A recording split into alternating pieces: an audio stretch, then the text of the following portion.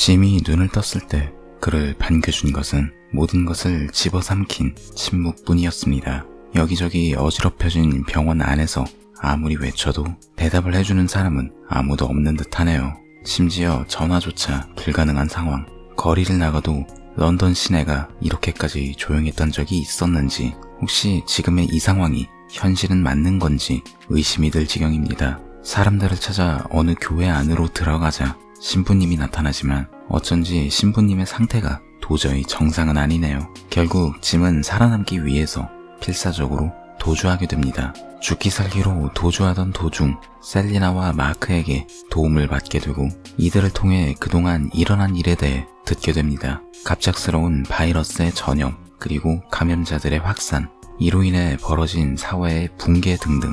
이들은 이제 군대는 물론이고 정부까지 모두 무너진 세상에서 어떻게든 필사적으로 살아남기 위한 발버둥을 치게 됩니다. 좀비 영화는 보통 두 가지 노선을 취하게 됩니다. 공포의 대상이 떼거지로 등장하는 좀비물이 자체이거나, 아니면 좀비는 환경적 요소로 둔 채 사람들끼리 아비규환을 펼치는, 사실 좀비보다 무서운 건 인간이다 하는 영화들이요.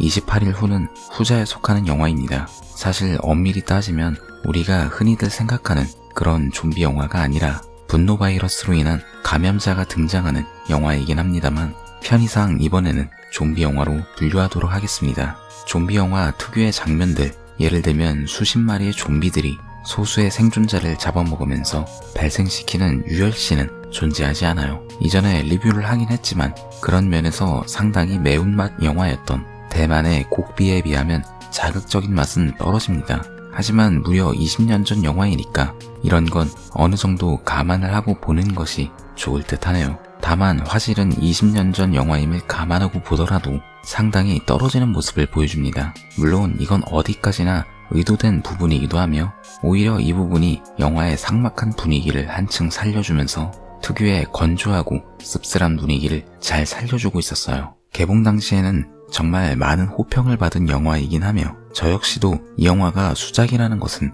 의심하지 않고 있어요. 기존의 좀비 영화들이 고 조지 A. 로메로 감독의 스타일, 느리지만 굉장히 많은 숫자로 엄습하는 공포를 그려냈다면, 미친듯이 달려오는 좀비들이 어떤 공포를 자아낼 수 있는지 그걸 먼저 제시한 영화였으니까요. 초반에 등장하는 텅 빈 런던 거리를 명장면으로 꼽는 분들이 많을 텐데, 저는 이 장면이 굉장히 의미심장하게 느껴졌습니다. 이 장면에서 짐은 철저하게 혼자이며 끊임없이 타인을 갈구합니다. 영화 속에서 그가 외치는 헬로 라는 대사는 단순 인사가 아니라 자신이 알고 있던 것과는 완전히 달라진 세상을 받아들이기 위해서 계속해서 외친 시그널이었어요. 그러나 이러한 세상에서 그가 가장 먼저 만난 타인은 바이러스에 감염된 채 붉은 눈으로 자신을 죽이려 드는 감염자였죠. 물론 타인이라는 존재가 항상 이런 건 아닙니다. 셀리나와 함께 이후 만나는 프랭크와 해나 부녀 같은 사람도 존재하죠. 하지만 이렇게 미쳐버린 세상에서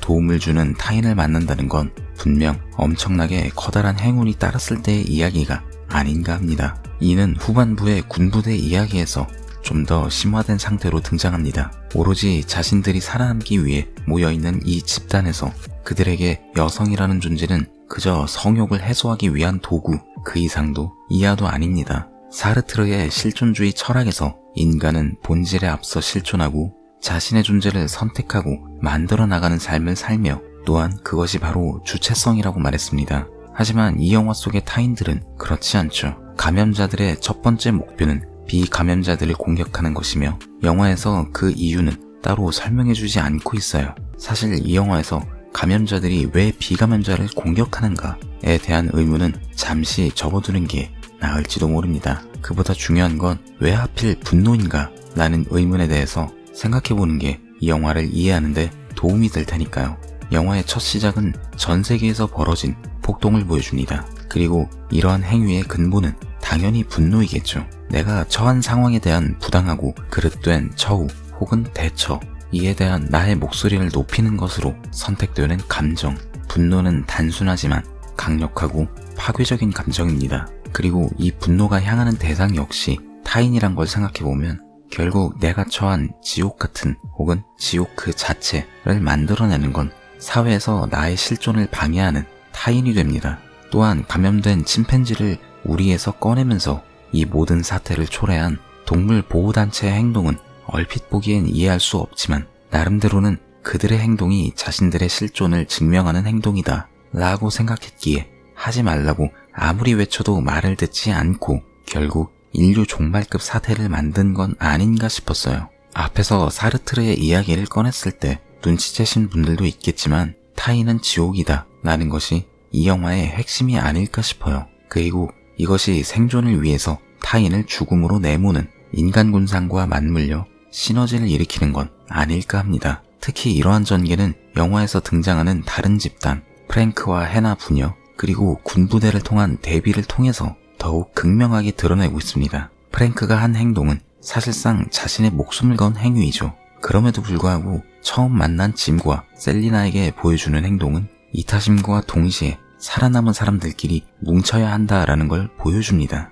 하지만 후반부에 등장하는 군 부대의 헨리 소령의 경우 그의 행동은 사실상 양의 탈을 쓴 늑대와 다름없어요. 스포일러가 될 수 있어 자세하게 말할 순 없지만 결국 이들이 했던 행동도 모두 다른 타인의 입장에서 보면 결과적으로 지옥 그 이상도 이하도 아닙니다. 그래서 좀비 영화에서 아주 흔히 나오는 인과관계의 단절, 즉 동료였던 사람이 감염자가 됐을 때의 상황 변화는 이 영화에서는 조금 다르게 다가옵니다. 단순히 인과관계가 끊어지는 것이 아니라 나와 완벽한 타인으로 돌변하는 것과 동시에 감염자와 생존자의 경계를 허물어버려요. 결국 데니 보일 감독이 이 영화에서 보여주고 싶었던 건 정말 무서운 건 본능에 잠식된 감염자들이 아니라 이성 아래에 자신의 욕망을 숨기고 살아가는 타인이야말로 정말 무서운 존재이다 라는 걸 아주 잘 보여주는 영화가 아닐까 그런 생각이 들었던 영화였습니다. 좀비라는 요소는